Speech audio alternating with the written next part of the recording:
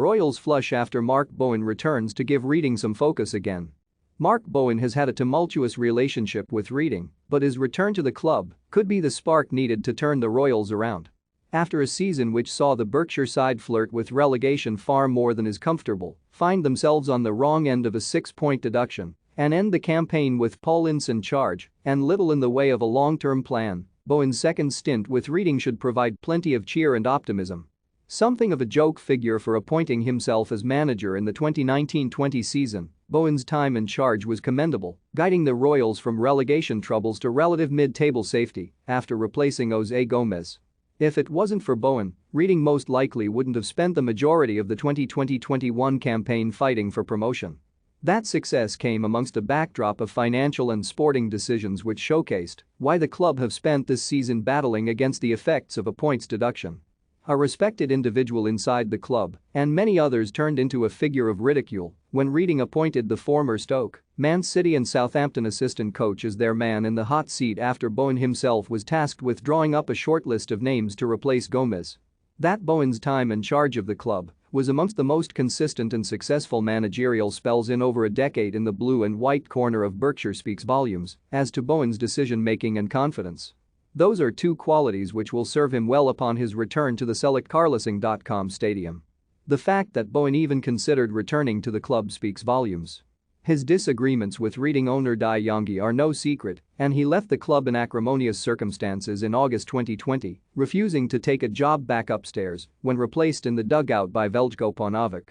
Now, the former technical director is set to reprise a role behind the scenes at Reading when they need him most, having reveled in technical director and sporting director roles at the club in his original spell. On paper, it appears a better appointment for Reading than it is for Bowen. He is a respected coach who has worked in some of the Premier League's most underrated success stories, held his own as a manager, and clearly has a penchant for knowing what he's doing behind the scenes. He should and might well have had his pick of jobs in both management and otherwise at better functioning clubs. Reading are anything but functioning. Paul Ince is looking like the best-case scenario as the next permanent manager by virtue of keeping the club up last season with 2 games to spare. The job he did was noble in the definition of successful, but there is little to suggest he is the optimum man for a rebuild Reading desperately need to carry out this summer and beyond. 14 members of the senior squad are out of contract this summer. The club's injury problems this campaign plunged them deep into a relegation battle, so relying on youngsters in a league which will hopefully be more competitive and less SHT next season is not the way to go. Operating under a transfer embargo will only make the task of replacing those players all the more difficult. It looks like there is no way out. At best, Reading are in a mission impossible scenario and have Ince playing the role of Ethan Hawke. Tom Cruise, he is not. This is where Bowen comes in. Responsible for bringing star player Josh Lauren to the club and wanting rid of former captain Liam Moore long before most of the other decision-makers realized he was not good for squad morale are just 2 of the standout decisions he will need to replicate and then some to give the Royals a fighting chance in 2022-23. The disappointment has largely brought excitement from Reading fans who have forgotten what that feels like speaks volumes as to the recognized good nature of Bowen's work in the past under an ownership that appears to be difficult to work for.